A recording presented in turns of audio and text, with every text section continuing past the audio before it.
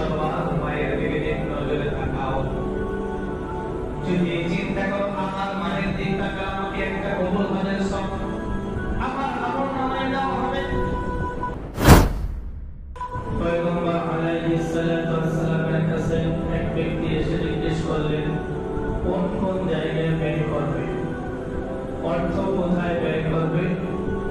এই কথা আল্লাহ পয়গম্বর আলাইহিস সালাতু ওয়াস সালামকে প্রশ্ন করলেন। আল্লাহ রাসূল সাল্লাল্লাহু আলাইহি ওয়াসাল্লাম আল্লাহ তাআলার পক্ষ থেকে তাকে বলে দেওয়া হলো পাঁচটি স্থানে কয়টি স্থান?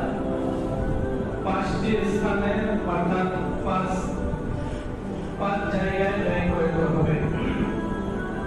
তো আল্লাহ রাসূল সাল্লাল্লাহু আলাইহি ওয়াসাল্লামের কাছে যখন ওহী আসলো, ওহী এসে যখন জানিয়ে দিলেন, তখন আল্লাহ পয়গম্বর আলাইহিস সালাতু ওয়াস সালাম সাহাবীদেরকে বললেন, ওই ব্যক্তিকে বললেন, দেখো তুমি যখন ব্যয় করবা পাঁচটি স্থানে ব্যয় করবা। ইয়াসআলুনাকা মাযা ইউনফিকুন, আল্লাহ তাআলা বলেন, হে রাসূল আপনাকে যখন প্রশ্ন করবে ব্যয় সম্পর্কে, কুল আপনি বলুন, মা আনফাকতুম মিন খায়রিন ফালিল ওয়ালিদাইন, প্রথম যে স্থান সেটা হলো পিতামাতা, ওয়াল আকরাবিন নিকট আত্মীয় স্বজন, ওয়াল ইয়াতামা ইয়েতিম অসহায় যারা, ওয়াল মাসাকিন নিঃস্ব মানুষের জন্য, ওয়াবনিস সাবিল এবং আল্লাহর রাস্তায় যারা জিহাদ করে। এই পাঁচটি স্থানের কথা আল্লাহ তাআলা বললেন, ওমা তাফআলু মিন খায়রিন, তোমরা যে ভালো কাজ করো, ফাইন্নাল্লাহা বিহি আলিম, আল্লাহ তাআলা সেই সম্পর্ক হেফাজতে জানেন। তো সাহাবী যখন জিজ্ঞেস করলেন কোন কোন স্থানে বা কোথায় কোথায় ব্যয় করবে, প্রথম নাম্বার কোথায় বলেছেন? বাবা এবং মাকে। কুল মা আনফাকতুম মিন খায়রিন ফালিল ওয়ালিদাইন, প্রথম নাম্বার হলো ওয়ালিদাইনকে, পিতামাতাকে দান করতে হবে। পিতামাতার কথা আগে কেন আনলেন? কারণ পিতামাতার ছাড়া পৃথিবীতে আমরা আসছি না পিতামাতার মাধ্যমে। যেহেতু পিতামাতার মাধ্যমে আমরা দুনিয়ার জমিনে পদার্পণ করেছি, দুনিয়ার আলো বাতাসে ভোগ করতেছি, এজন্য আল্লাহ রাব্বুল আলামিন সর্বপ্রথম যাদেরকে বেশি হকদার বলেছেন, যাদেরকে সর্বপ্রথম দান করতে হবে, তারা হলো পিতা এবং মাতা। আচ্ছা বলুন, এই কথার সাথে, এই আয়াতের সাথে বর্তমান সমাজে আমাদের কোনো মিল আছে? কথা বলে আছে? অথচ আল্লাহ রাব্বুল আলামিন এটা নফল নয়, এটা কি? ফরজ করেছেন, ফরজ। ওরা নফল সুন্নাত ওয়াজিব আদেশ নয়, আল্লাহ তাআলার পক্ষ থেকে আদেশ করা হয়েছে, কুল মা আনফাকতুম মিন খায়রিন, উত্তম জায়গা হলো দান করার সর্বপ্রথম ওয়ালিদাইন, তোমার পিতা এবং মাতাকে দান করবা। পৃথিবীর সমস্ত পিতা মাতা প্রত্যেকটি সন্তানের কাছে তাদের বার্ধক্য অবস্থায় একটা চাওয়া পাওয়া থাকে। সে মুসলিম ধর্মের হোক, অন্য ধর্মের হোক, সকল পিতা মাতার একটা চাওয়া থাকে, আমি যখন অচল হয়ে যাব, আমার বার্ধক্য যখন চলে আসবে, তখন আমাকে দেখভাল করার মতো আমার সন্তান ছাড়া পৃথিবীর আর কেউ তাকে করবে না। এটা প্রত্যেকটি পিতা এবং মাতার বিশ্বাস। এই আশা নিয়ে ছোটবেলা যত কষ্ট হোক না কেন, পিতা এবং মাতা নিজেদের জীবনকে উৎসর্গ করে, ত্যাগ করে, কষ্ট পেলে ত্যাগ তিতিক্ষার মাধ্যমে আমাদেরকে বড় করে। কারণ তারা জানি এখন আমরা যুবক আছি, একটা সময় আমরা যুবক থাকবো না। এখন আমি সচল আছি, আমি একটা সময় সচল থাকবো না। আমার সন্তান যেমন এখন অচল অবস্থা আছে, যাকে ধরা ছাড়া সে হাঁটতে পারে না, যাকে খাওয়ানো ছাড়া সে খেতে পারে না, আমার সময় একটা আসবে আমাকে ধরানো ছাড়া আমি চলতে পারবো না, আমাকে না খাইয়ে দিলে আমি খেতে পারবো না। সমস্ত চিন্তা ভাবনা থেকে একজন পিতা এবং মাতা, মা এবং বাবা সন্তানের জন্য যতটুকু স্যাক্রিফাইস করা সম্ভব ততটুকু স্যাক্রিফাইস করে তারপরে পিতা মাতা সন্তানকে বড় করে। কিন্তু আফসোসের বিষয় হলো বর্তমান সমাজে শ্বশুর আর শাশুড়িকে যতবার আব্বা আম্মা বলে ডাকে, মনে হয় না পিতা মাতাকে ততবার আব্বা আম্মা বলে ডাকে। তখন পুরাপুরি হয়ে যায়, পুরাপুরি বেশি কথা বলে, পুরাপুরি বেশি কথা বলে। তুমি একটা সময় ছিল, তোমার তো মনে নাই, তুমি কিন্তু একটা কথা 10 বার ইনভেস্ট করতে কিনা বলে। এই পাখিটা একটা উড়ে যেতে, এই পাখিটা কোথায় যায়, পাখিটার নাম কি, তার ডানা কিভাবে, সে উড়ে কিভাবে।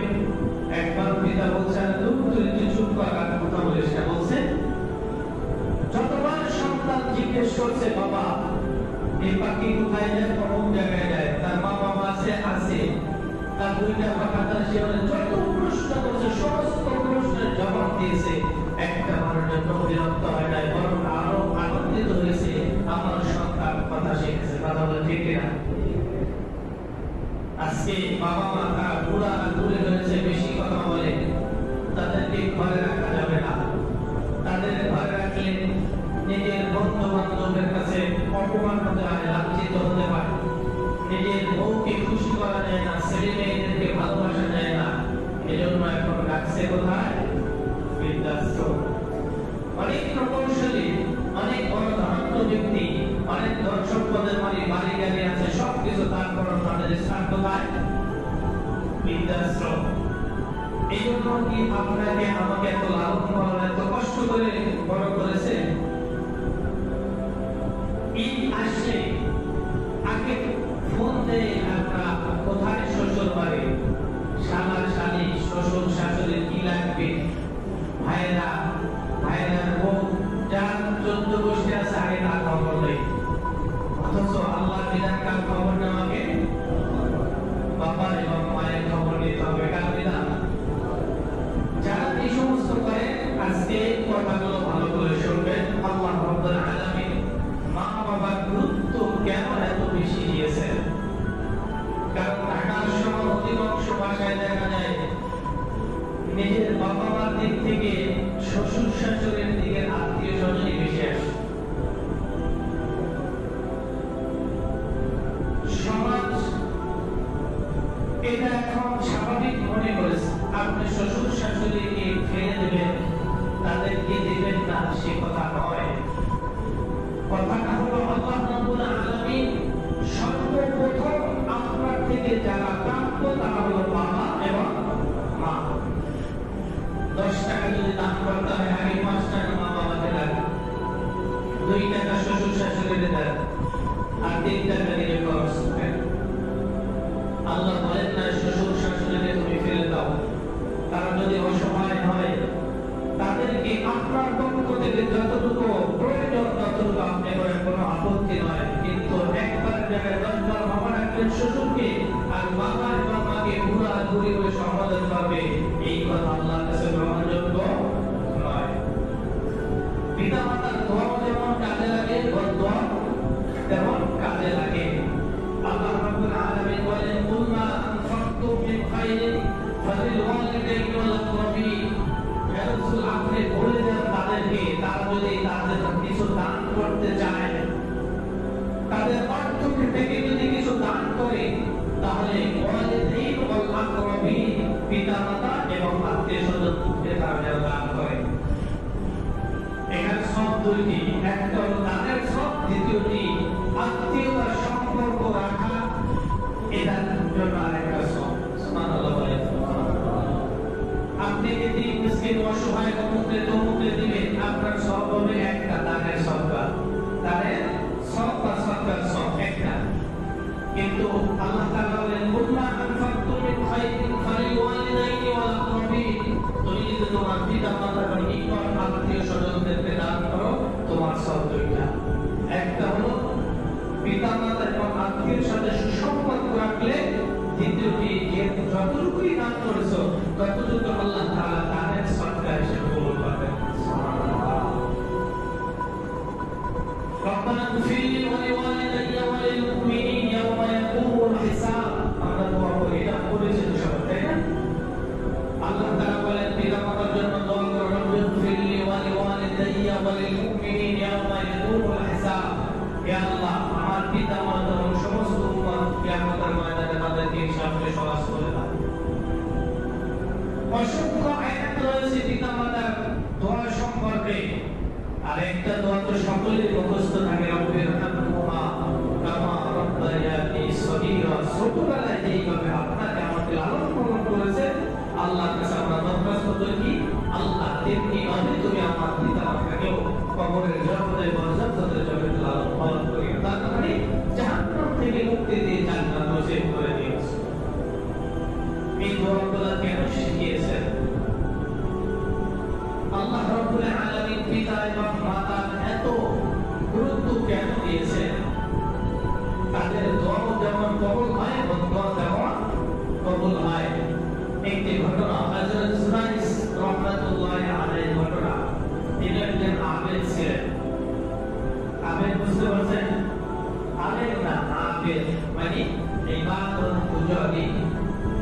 যারা ইবাদত করে তাদেরকে কি বলা হয়? আবেদ। হযরত সুরাইস রাহমাতুল্লাহি আলাইহি তিনি এত পরিমাণে নামাজ সালাম পড়তেন, সারাদিন রোজা সারা রাত নামাজ সালাম পড়তেন। এলাকাবাসীরা অত্যন্ত ভালোবাসতেন।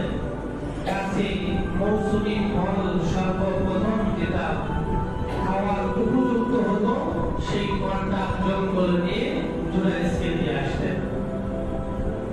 সমস্ত কিছু ফল থেকে যত কিছু খাবার দাবার আছে সব কিছু জুরাইসকে এত অত্যন্ত এলাকাবাসী ভালোবাসতেন। তার আমল আখলাক সম্পর্কে সবাই জানতেন, যার কারণে সর্বপ্রথম ফলটা ওখানে দিয়ে আসতেন। কিন্তু তার মা একদিন তার কাছে চলে গেল, দরজার কাছে গিয়ে বলল, জুরাইস দরজা খোলো। জুরাইস তিনি নামাজে ছিলেন। চিন্তা করলেন নামাজ পড়বো নাকি মায়ের কাছে সাথ দেব। চিন্তা করতে করতে নামাজই পড়লেন। দ্বিতীয় দিন গেল, একই অবস্থা। দ্বিতীয় দিন গেল, তখন মা বিরক্ত হয়ে বলল, ঠিক আছে, যখন দরজা নাই করবে তাহলে তুমি তোমার মাকে দেখা রাখবে না, তুমি যেন তোমার বিশ্বাস করবে। আল্লাহ রাব্বুল আলামিন কবুল করেছেন। কিছুদিনের মধ্যে এক নষ্টা মহিলা তার সন্তান ভূমিষ্ঠ হওয়ার পরে এলাকাবাসীকে ডেকে ডেকে বলতেছিল যে এটা হলো জুরাইসের সন্তান। সবাই কেঁপে গেল, এত দরবেশ সারা রাত ইবাদত করে, সারাদিন রোজা রাখে, সেই মানুষ এই কাজ কিভাবে করলো? তার একটু ঝুঁকড়ে ঘর ছিল, গিয়ে ভেঙে চুরে আগুন দিয়ে জ্বালিয়ে দিল। শুধু এটা দিয়ে এত নয়, শুধু এতটুকু করেছে এমন নয়, তাকে মারধর করতেছিল। তখন তিনি আবদার করে বলল, যে মানুষগুলো তোমরা গাছের সর্বপ্রথম ফলটা পাকার পরে আমার কাছে নিয়ে আসতে, আজকে কেন তোমরা আমার সাথে এরকম আচরণ করতেছ? তখন তারা বলল যে আমরা তো এতদিন তোমাকে ভালোই মনে করেছি, তোমাকে দরবেশ মনে করেছি, কিন্তু তুমি যে এই কাজ করবা সেইটা তো আমাদের জানা ছিল না। তখন তিনি আসলে তো কিছুই জানেন না, কিভাবে বলবে? তখন বলল, এই যে অমুক যে একটা সন্তান, এটা বলতেছে ওই সন্তানটাকে তোমার নষ্টা হবে না। তখন তিনি আবদার করে বললেন, ঠিক আছে, ওই সন্তানকে আমার সামনে উপস্থিত করো। সমস্ত এলাকাবাসী তার কথাকে রাখলেন, ঘরকে জ্বালিয়ে দিলেন, ভেঙে চলে চুরমার করার পরে এবার জুরাইস রাহমাতুল্লাহির গায়ে হাত তোলা শুরু করলো। জুরাইস বলল, সন্তানকে নিয়ে আসো, সন্তান আমাকে নিয়ে আসো। যেই সন্তানের বাবা আমার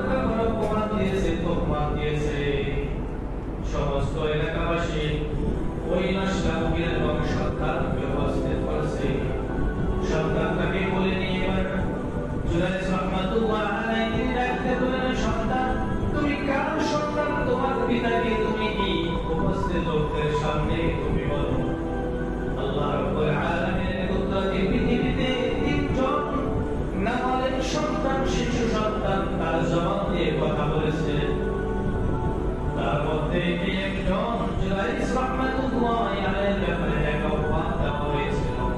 সেই সন্তান ডাকতে বলেন, আমার মা অমুক রাখালের সাথে জিনা করেছে, সেই ঘরের সন্তান আমি আমার বাবা অমুক রাখাল। সুবহানাল্লাহ। সমস্ত এলাকাবাসী অন্তত আবেদন পানি পড়ে গেছে, ভুল করে ফেলেছি, মাফ করে দেন, অন্যায় করে ফেলেছি, বুঝি নাই। আল্লাহ রাব্বুল আলামিন আপনাকে এত সম্মানিত করেছে, এত মর্যাদাপূর্ণ আল্লাহর সামনে হয়েছে, বুঝি নাই, মাফ করে দেন। আর আপনাকে আমরা ওয়াদা করছি, আপনার এই ঘরের দরকার নাই, আপনাকে স্বর্ণ খচিত আমরা একটা ঘর নির্মাণ করে দেব, যেই ঘরের ভিতরে আপনি ইবাদত বন্দেগী করবেন। আল্লাহ রাব্বুল আলামিন তাকে এত সম্মান, এত মান মর্যাদা দিয়েছেন, কিন্তু একটা অপবাদের কারণে সবকিছু দুলিশাত হয়ে গিয়েছিল। কিন্তু আল্লাহ রাব্বুল আলামিন সেই তিনি নিজেই আমার তাকে সম্মানে বসালেন। ব্যক্তি ডাকতে বলেন, তিনি ডাকতে বলে, আমার স্বর্ণের দরকার নাই, ঘরের দরকার নাই, তুমি শুধুমাত্র আমার ঘর যেভাবে ছিলে সেরকম একটা ঝুপড়ি ঘরের ব্যবস্থা করে দাও। এই ঘটনাটা আমরা কি বুঝলাম? এত আবেদ, এখানে দুটি জিনিস, যত আবেদ হোক, ইবাদত করতে করতে আল্লাহ রাব্বুল আলামিনের কাছ পর্যন্ত যদি পৌঁছে যায়, তারপরেও একজন আলেমের সমান হতে পারবে না। কারণ কি? কারণ সে যদি আলেম হতো তাহলে এই দুর্দশা তার হতো না, তার মায়ের এই বদদোয়া তার লাগতে হতো না। কারণ মা দোয়া করছিল না, বদদোয়া করছিল, বদদোয়া করছিল যে তো বিশ্বাস যেন তোকে দেখায়, আমার মুখ যেন নাই দেখি। কিন্তু সে আবেদ যদি রাতে আলেম হতো তাহলে তো নামাজ ছেড়ে মায়ের ডাকে সাথ দিত। কথা ঠিক না? কারণ আপনি নামাজে আছেন, অথবা আরেকটা উদাহরণ দিয়ে বলে ওটা পরে বলি, আপনি নামাজে, এখন একটা সাপ এসে পানা তুলছে আপনার সামনে, এখন আপনি নামাজ পড়বেন না সাপ তাড়াবেন, কোনটা করবেন? একটা বলে দেবেন, সাপ তাড়াবেন। যারা সাপ তাড়াবেন তারা তো বুঝতে পারছেন, আর যারা নামাজের পক্ষে তারা শোনেন। আপনি যদি সাপ এখন না তাড়ান নামাজ ছেড়ে, তাহলে আপনাকে তো নামাজ সম্প্রদায় যেতে হবে। এখানে আগুন লেগেছে, আপনি জানতে পারছেন, আপনি নামাজে, আপনার কাজ কি? আপনার সন্তান পুকুরে পড়ছে, চিল্লাচ্ছে, আপনি বুঝতে পারছেন সন্তান এখন ওখান থেকে করতে পারবে না, যে সুতরাং মারবে না। আপনার কাজ কি? নামাজ ছেড়ে সন্তানকে বাঁচানো। তো জুরাইদ যদি আবেদ নামে আলেম হতো তাহলে সে বুঝতো যে আমাকে মা যেহেতু সামনে দরজার সামনে এসে নক করেছে, এখন আমার নামাজ না, মায়ের ডাক সারা দেওয়া এটা ফরজ। নামাজ ছেড়ে দেওয়া ফরজ ছিল, এজন্য আবেদ হলেই হতে হবে, শুধু হবে না, তার শরীয়তের মাসআলাও জানতে হবে। আবেদ গুজরি হওয়ার মাধ্যমে আল্লাহ পর্যন্ত পৌঁছানো যায়। কিন্তু এজন্য হাদিসে এজন্যই বলা হয়েছে একজন আবেদের চেয়ে একজন আলেমের মূল্য বেশি। একজন আবেদ যে কোনো সময় পথচ্যুত হতে পারে, শয়তান তাকে ধোঁকায় ফেলতে পারে, কিন্তু একজন আলেমকে ধোঁকায় ফেলতে অনেক কিছু কাল শ্রম দিতে হবে। এক কথায় তাকে অনেক শ্রম দিতে হবে, লক্ষ লক্ষ মিলে তারপর তাকে শ্রম দিতে হবে। তার সে যদি আবেদ হয়ে না হয় আলেম হতো তাহলে তার মায়ের আগে সাজাত, আর এ ধরনের অপবাদ দান করে চাপত না। দ্বিতীয় কথা, এখানে মা এবং বাবা যে দোয়া করে সেটাও কবুল হয়, এবং যেটা বদদোয়া করে সেটাও কবুল হয়। যার কারণে জুলাইস এত আবেদ হওয়ার পরেও এই ইবাদত তার মায়ের বদদোয়া থেকে বাঁচতে পারছে, বাঁচতে পারছে। তার মানে কি? আপনি 5 ওয়াক্ত নামাজ পড়লেন, হজ করলেন, যাকাত দিলেন, জনসেবা করলেন, এলাকায় আপনার খুব সুনাম, কিন্তু আপনার মা বাবার প্রতি আপনার খেয়াল নাই। এই ইবাদত দ্বারা যেমন জুলাইস তার বদদোয়া থেকে বাঁচতে পারে নাই, আপনি আমিও যদি ইবাদত গুজরি হই, 5 ওয়াক্ত নামাজ পড়ি, হজ যাকাত ঠিক মতো আদায় করি,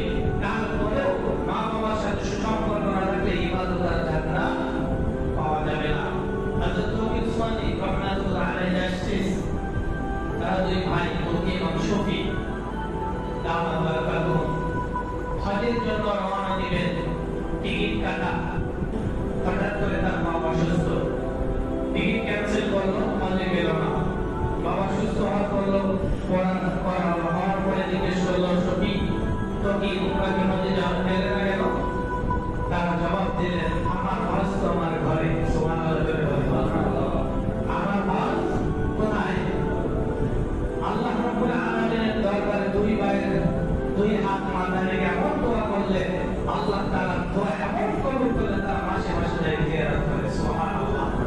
তো কি সবাইকে ছিলেন নাকি? কোথায় বাড়ি কোথায়? পাকিস্তান। যিনি জাস্টিস পাকিস্তানে। আল্লাহ রাব্বুল আলামিন মা বাবা দেখেন, হজ একজন মা এবং বাবার সামনে আপনি বসে থাকবেন, যতবার তাকাবেন এক একটা কবুল হজের সব আল্লাহ তাআলা আপনাকে লিপিবদ্ধ করে দেন। সুবহানাল্লাহ। আল্লাহ রাব্বুল আলামিন বলেন, দেখো মা এবং বাবার এত সম্মান কেন দিয়েছি?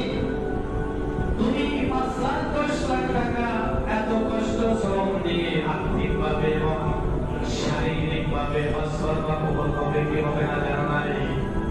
কিন্তু আল্লাহ রাব্বুল আলামিন বলেন, তোমার মা এবং তোমার বাবা অথবা দুইজনের একজন বেঁচে আছে, তুমি যদি প্রতিদিন 100 বার মায়ের দিকে নজরে তাকাও, যদি চিন্তা করো আমার মায়ের দিকে তাকাও, আমাকে একটা কবুল হজের সব আমার আমল নামায় দেওয়া হবে। আল্লাহ রাব্বুল আলামিন বলেন, শোনো আমি আল্লাহ রাব্বুল আলামিন 100 বার যদি তুমি তোমার মায়ের দিকে তাকাও, 100 কবুলিয়ত হজ যেটাকে হজ্জে মাবরুর বলা হয়, সে 100 হজ কবুলকৃত হজের সব তোমার আমলনামায় লিপিবদ্ধ করে দেব। সুবহানাল্লাহ। সেই মা বাবাকে আমরা তুচ্ছ তাচ্ছিল্য করছি, আমরা দান করছি না, আমরা বন্ধু বান্ধব অমুক খাওয়াই, কিন্তু মা বাবার কথা মনে থাকে না। মা বাবাকে ফেলে আসি সে বৃদ্ধাশ্রমে, আর আমাদের বন্ধু বান্ধব অমুক নিয়ে ঘরে বসে আড্ডা দিয়ে কোরমা পোলাও খাই। ওই সমস্ত মায়ের আত্মনাদ শুনে দেখেন, বিভিন্ন ইউটিউব ফেসবুকে আপনারা সোশ্যাল মিডিয়ায় দেখতে পাবেন কত বড় আত্মনাদ। জীবনের সর্বোচ্চ দিয়ে সর্বোচ্চ চেষ্টার মাধ্যমে আমার সন্তানগুলো আমি মানুষ করেছি, আজকে এই দিন দেখার জন্য এই যে আত্মনাদ।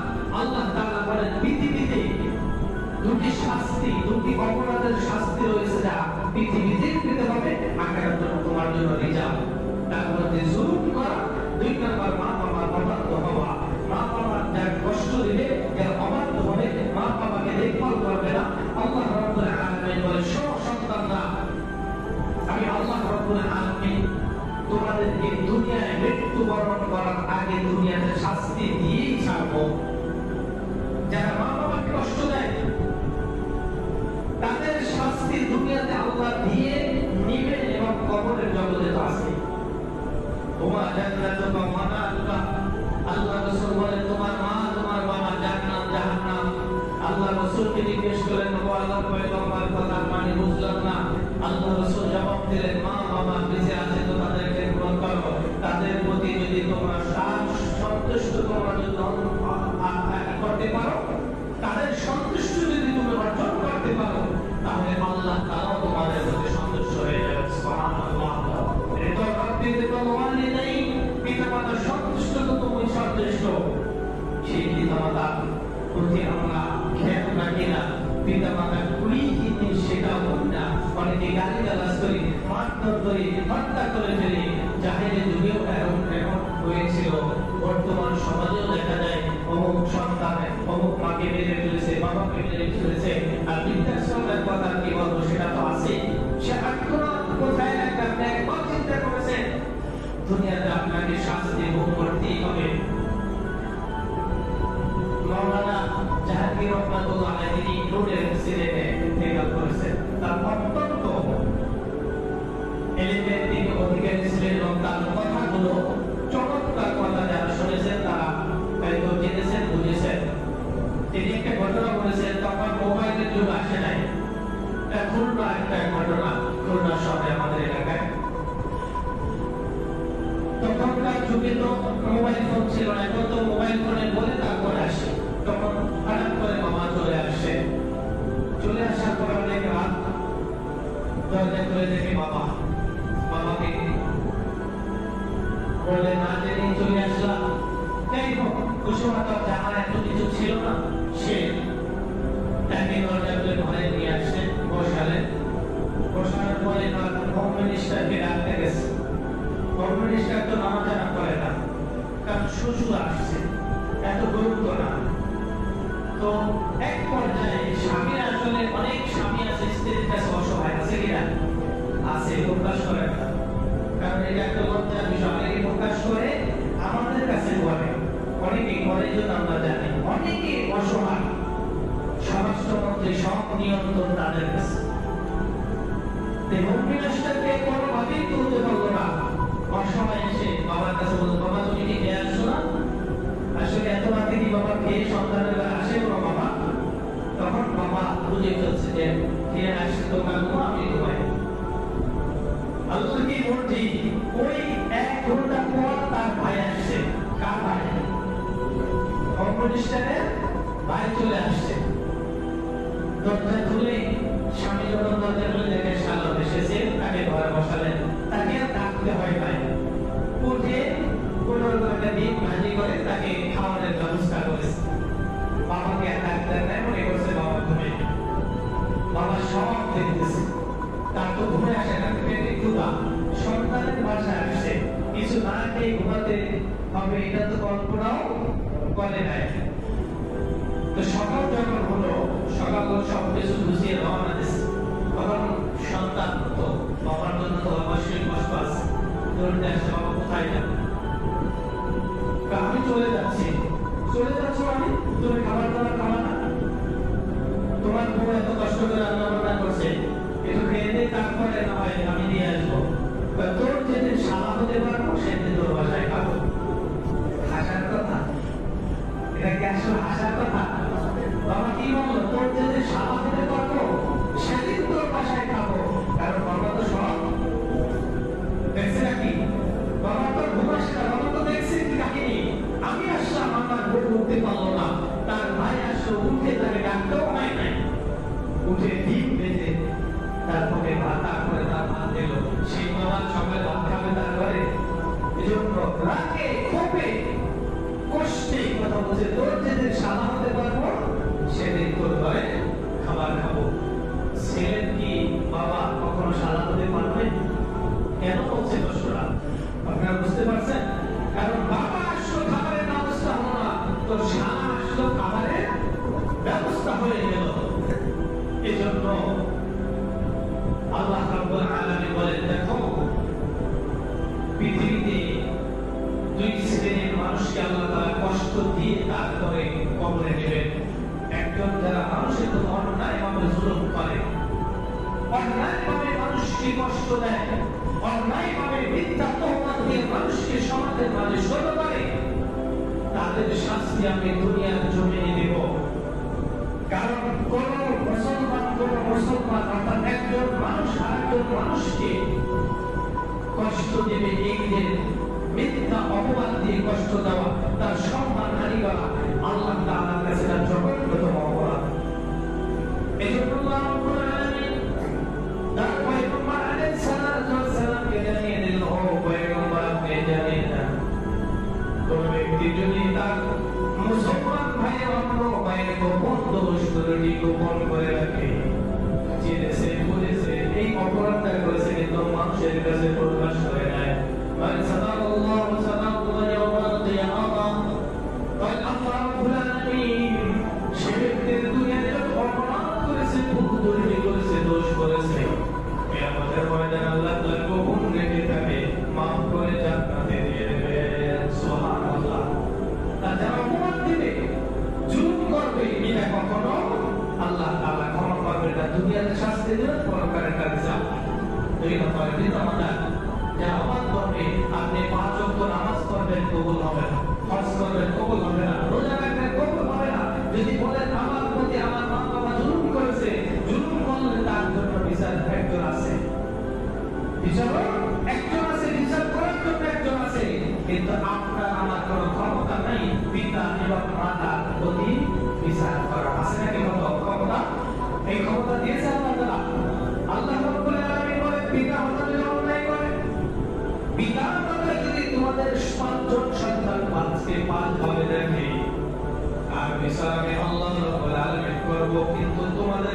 সন্তানদের প্রতি আদেশ হলো, সন্তান পিতা এবং মাতা তোমার প্রতি জুলুম করেছে, তুমি জানলা বুঝলা, তুমি সব কিছু বোঝার পরেও একটা তু শব্দ করতে পারবে না।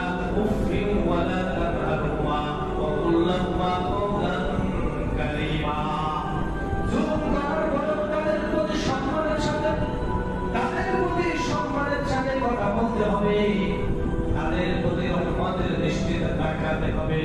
এমন কোন শব্দ তাদের সামনে উচ্চারণ করা যাবে না যেমন খুব শব্দটাও তাদের মুখ থেকে বের হয়। তাহলে পিতামাতার গুরুত্বটা কি? ইনশাআল্লাহ এখানে তো 5টি কথা বলা হয়েছে, একটি কথা বলতে বলতে শেষ হয়ে গেল সময়।